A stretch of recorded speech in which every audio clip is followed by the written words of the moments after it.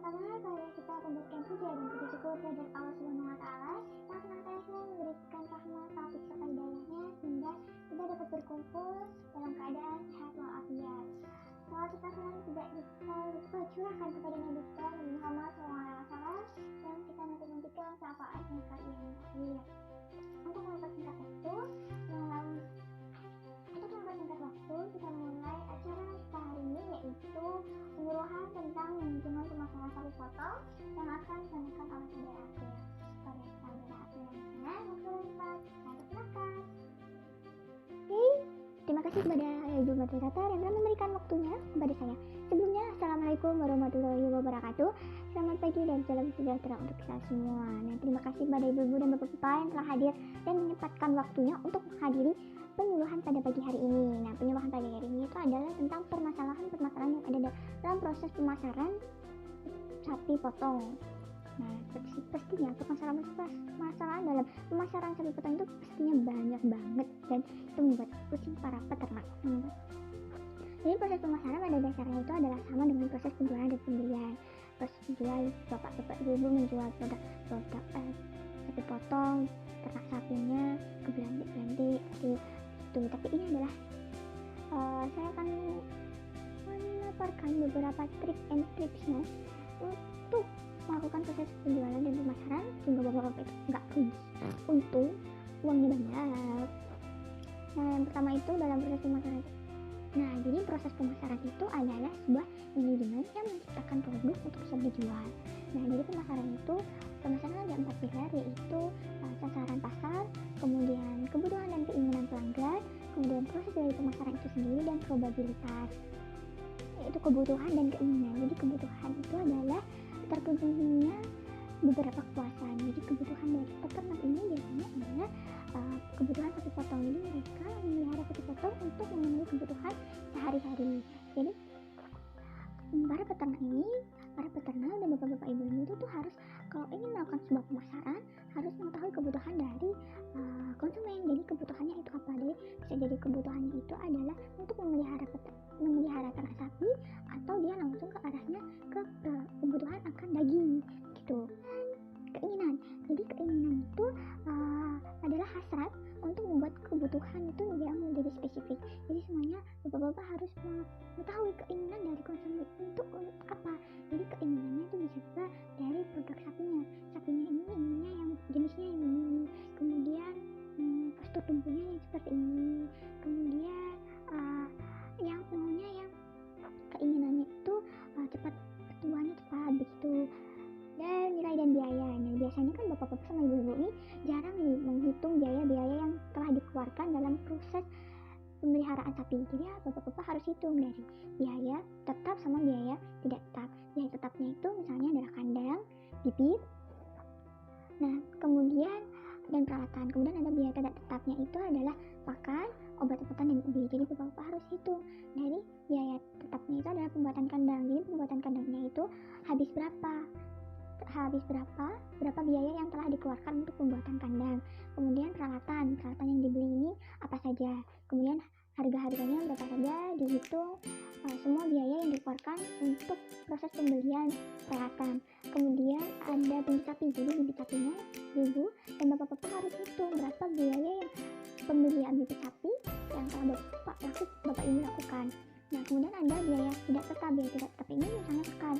Nah, kan karena bapak-bapak ini kan biasanya ngarit ya, jadi biasanya jarang banget nih dihitung biayanya. Nah, ini sama bapak-bapak, jadi harus dihitung biayanya. Misalnya bapak-bapak itu ngarit, nah itu tuh bensin yang dikeluarkan untuk proses ngarit itu berapa per harinya, kemudian per bulannya berapa, terus dihitung per tahunnya berapa. Jadi biaya pakannya ini jumlahnya berapa besar, seberapa banyak bapak mengeluarkan biaya dalam proses pakan. Kemudian ada lagi pakan tambahan, misal bapak ingin menggunakan sentral, tidak, kemudian onggo. Ini bapak harus hitung berapa biayanya untuk pembelian onggo, kemudian juga kemudian ke sentral. Nah, itu obat-obatan juga tidak pula untuk dihitung, juga jangan lupa dihitung juga bapak dan ibu. Kemudian ada biaya IB. Nah, karena biaya IB ini juga lumayan besar, karena biasanya kan IB ini nggak cuma dilakukan satu kali dalam proses IB-an atau inseminasian. Saja sapi yang bapak-bapak ibu ini mengalami kegagalan, gagal bunting atau bagaimana. Nah, dihitung berapa kali bapak sempat melakukan IB dan berapa jumlah yang dikeluarkan dalam proses penginseminasi buatan. Nah, selanjutnya itu adalah bauran pemasaran. Jadi pemasaran itu ada 4 bauran, yaitu produk, range, harga, range, tempat, dan terakhir itu adalah promosi. Jadi produknya, jadi bapak harus nentuin produknya itu mau produk daging atau produk olahan, bakso misalnya, apa dia produknya emang masih dalam tengah hidup atau sapi potong yang mau dijual itu tuh produknya itu apa. Terus ada lagi nanti produk dari sampingan, misalnya kotorannya, bapak mau jualnya itu dalam bentuk kompos, pupuk cair, atau pupuk yang belum diolah atau yang masih dalam rumahannya dikeringkan dan dimasukkan ke dalam kantong terus kemudian bapak ibu jual atau bagaimana. Selanjutnya itu adalah penentuan harga. Jadi bapak sama ibu-ibu jangan lupa harganya itu tuh jangan terlalu murah dan jangan terlalu mahal. Nanti kalau mahal nggak ada para pembelinya ini nggak ada mau karena kemahalan. Jadi biasanya cuma nawar doang, habis itu nggak dibeli. Nah itu adalah kemurahan. Kalau kemurahan bapak-bapak ini rugi dari waktu, rugi pakan, rugi pemeliharaan, rugi semuanya. Jadi kalau penentuan harga ini bapak-bapak hitung dulu dari pertama, yaitu biaya tetap dan biaya tetap tadi, biaya tidak tetap tadi. Jadi pertama ada biaya kandangnya dihitung, biaya peralatan yang dibeli itu apa aja dihitung, kemudian biaya lainnya, dengan biaya tidak tetap, misalnya biaya pembelian sapi, terus kemudian pembelian pakan, terus pakannya ini biaya-biaya yang dikeluarkan dalam pengarisan itu harus dihitung. Terus ada lagi nanti biaya IB juga harus dihitung, berapa yang dikeluarkan untuk IB. Terus biaya obat-obatan, beli yang obat cacing pastikan ini bapak-bapak harus hitung. Nah setelah dihitung semuanya ini, nah nanti kan ada beberapa biaya yang udah dikeluarin dalam 1 tahun. Nah silakan kemudian bapak jual. Nah jualan ini kita harus nentuin penjualannya mau harga berapa dari biaya-biaya yang tadi yang udah dikeluarin tadi gitu bapak ibu. Nah selanjutnya itu adalah pemilihan tempat. Jadi pemilihan tempat itu sangat mempengaruhi sebuah usaha, sebuah pemasaran. Jadi tempatnya itu pertama itu harus mudah diakses oleh konsumen, oleh pembeli, tidak terlalu jauh dari jalan raya, kemudian akses masuknya mudah, akses masuk pembeli atau keluar masuknya sapi potong ini juga mudah. Jadi para konsumen dengan mudah untuk datang secara langsung melihat produk atau melihat sapi yang akan dibeli gitu. Selanjutnya itu adalah promosi. Nah promosi ini bisa dilakukan melalui media online atau media offline. Jadi biasanya itu promosi dilakukan bisa menggunakan WhatsApp, kemudian Facebook, atau dari muka ke muka atau face to face atau dari omongan. Jadi bapak-bapak yang ibu nawarin dan terus ini di grup WhatsApp untuk foto, terus ada ciri-cirinya, kemudian jenisnya, terus umurnya, kemudian ciri-ciri yang mendeskripsikan sapi potong yang bapak-bapak sama ibu-ibu tuh mau jual. Kemudian juga sama di Facebook juga sama, kalau dari mulut ke mulut bapak-bapak menawarkan bisa melalui orang ke orang. Jadi semisal dari orang yang mau hajatan itu bapak-bapak bisa menawarkan produknya, produk sapi potong atau mau sudah dipotongkan. Jadi bapak biasanya kan di hajatan itu atau hajatan dalam itu biasanya bentuk produknya itu daging. Jadi bapak-bapak tawarkan produk sapi potong bapak dari lokasi atau konsumen yang akan melakukan hajatan atau melakukan